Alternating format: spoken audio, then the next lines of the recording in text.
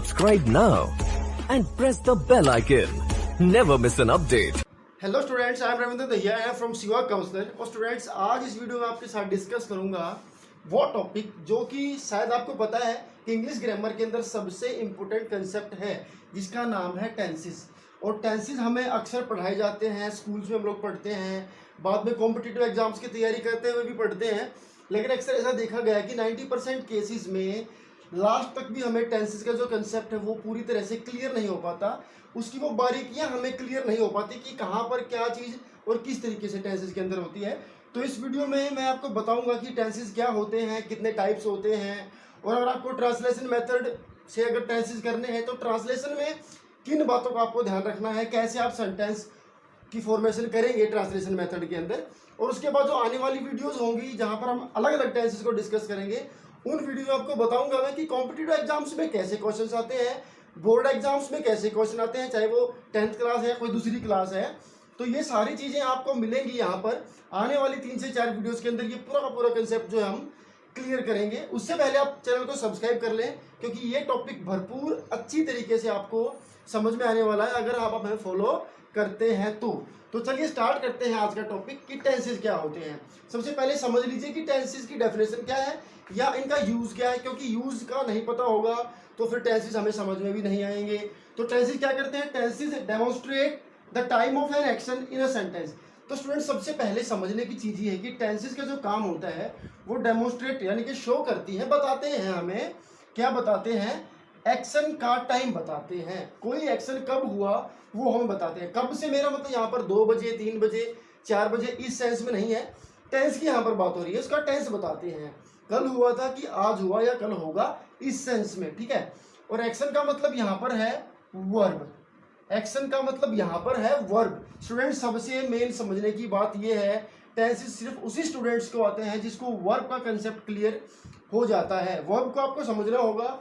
Action का मतलब यहाँ पर है वर्ब, और वर्ब टेंसेस के अंदर अलग अलग फॉर्म्स में आती हैं। अलग अलग टेंसेस में अलग अलग कंडीशन में वर्ब चेंज भी होती हैं। वो सब कुछ भी हम सीखेंगे आने वाली वीडियोस के अंदर। तो फॉर एग्जांपल, सी लाफ्ड, वो हंसी। तो लाफ्ड यहाँ पर वर्ब है, एक्शन है। इस सेंटेंस के अंदर बताया गया है कि ये काम पहले किसी समय में हो चुका है, यानी कि पास्ट में हुआ था। तो यहाँ पर ये वर्ब इस वर्ब का टेंस पता लगा हमें कि ये पास्ट टेंस है। दे आर प्लेइंग, यहाँ पर हमें पता लग रहा है कि वो खेल रहे हैं। मीन्स के अभी की बात यहाँ पर की जा रही है। इसका मतलब यहाँ पर इस वर्ब ने हमें बताया कि ये यहाँ पर इस सेंटेंस का टेंस जो है वो प्रेजेंट है। In the same way I have done my homework, यहाँ पर भी हैव डन आया है, जिसका मतलब होता है कर चुका है, मतलब रिसेंटली खत्म हुआ है, मतलब रिसेंट प्रेजेंट यहाँ पर ये है।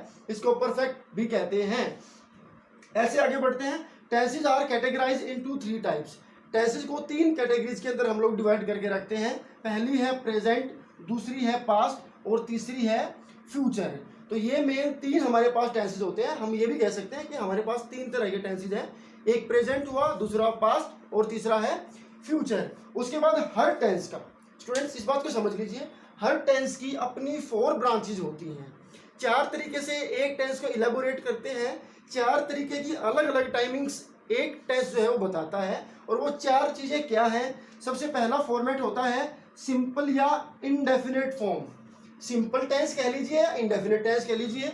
ये प्रेजेंट का भी होगा सिंपल प्रेजेंट, ये पास्ट का भी होगा सिंपल पास्ट, ये फ्यूचर का भी होगा सिंपल फ्यूचर। इसको इंडेफिनेट भी बोलते हैं। In the same way next है कॉन्टिन्यूअस या फिर प्रोग्रेसिव फॉर्म। इसी तरीके से प्रेजेंट की एक कॉन्टिन्यूअस फॉर्म भी रहती है, कॉन्टिन्यूअस ब्रांच भी रहती है, कुछ वो उसको प्रोग्रेसिव बोलते हैं। Progressive present, progressive past, progressive future, या फिर फ्यूचर कंटिन्यूअस कह लीजिए, पास्ट कंटिन्यूअस कह लीजिए, प्रेजेंट कंटिन्यूअस कह लीजिए।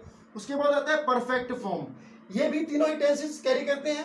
प्रेजेंट परफेक्ट भी होता है, पास्ट परफेक्ट भी होता है, फ्यूचर परफेक्ट भी होता है। In the same way perfect continuous form, present perfect continuous भी होता है, पास्ट परफेक्ट कंटिन्यूअस भी होता है और फ्यूचर परफेक्ट कंटिन्यूअस भी होता है। अब इन चारों की मैं अलग से आपके लिए 4 वीडियो बनाऊंगा, जहां पर आपको बताऊंगा कि किस तरीके से तीनों का सिंपल टेंस कैसे होता है, तीनों का कंटिन्यूअस कैसे रहता है, इसी तरीके से परफेक्ट और परफेक्ट कंटिन्यूअस भी। अब हम बात करते हैं, अगर हमें ट्रांसलेशन मेथड से टेंसेस सीखने हो तो सबसे मेन चीज हमें क्या फॉलो करनी होगी, वो मैं आपको बता देता हूँ। तो सबसे मेन चीज उसके अंदर हमें फॉलो करनी ये होती है कि हमारे पास जो वर्ड्स हैं, जो पार्ट्स ऑफ स्पीच हैं, चाहे उसके अंदर वर्ब है चाहे उसके अंदर नाउन है, प्रोनाउन है, या जो भी वर्ड्स हमारे पास आते हैं उनको टेंसेस के हिसाब से हमने सेटअप करना है। सेटअप का जो फॉर्मेट है वो मैं आपको बता देता हूँ। सबसे पहला टाइप होता है असर्टिव। स्टूडेंट असर्टिव के अंदर भी दो तरह की टाइप्स आते हैं, एक होता है पॉजिटिव और एक होता है नेगेटिव।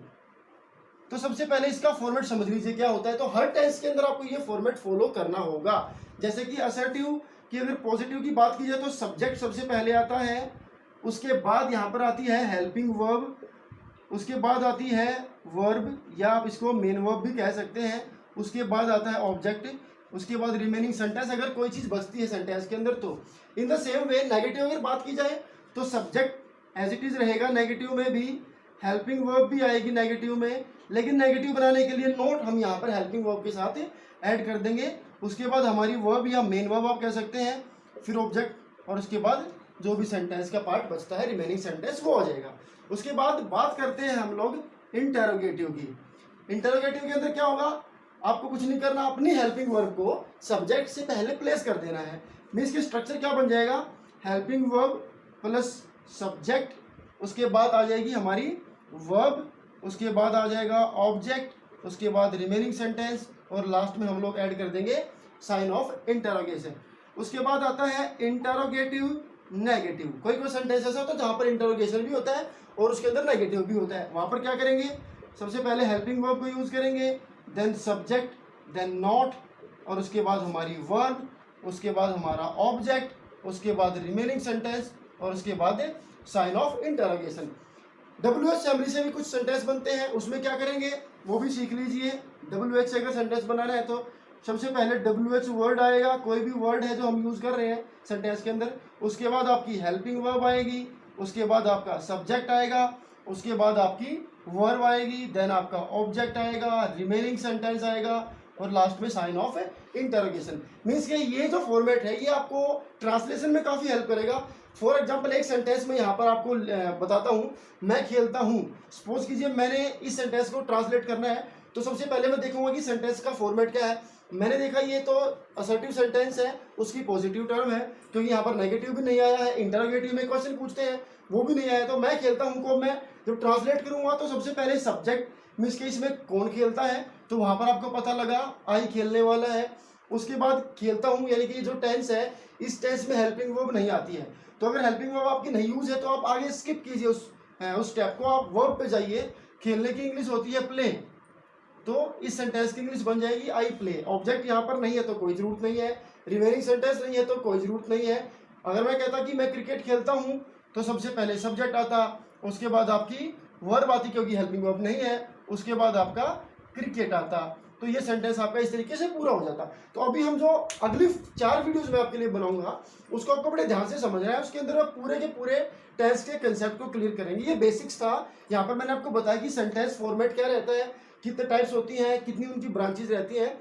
और इस वीडियो को शेयर कीजिए अपने फ्रेंड्स के साथ, और चैनल को सब्सक्राइब करना ना भूलें ताकि आप सभी ग्रामेटिकल वीडियोस आपके पास सबसे पहले पहुंच सके। क्योंकि अब मेन ग्रामर पे हम आ चुके हैं, पार्ट्स ऑफ स्पीच हमने कर लिए, इसके बाद नरेशंस भी हम लोग करेंगे, उसके अलावा भी बहुत सारे इंपॉर्टेंट कंसेप्ट क्वेरीज हम लोग लेंगे। तो उसके लिए आप चैनल को सब्सक्राइब कर ले, बेल आइकन को दबा लें, क्योंकि ये वीडियोस आपके लिए बहुत ज़्यादा बेनिफिशियल होने वाली हैं। Thank you students.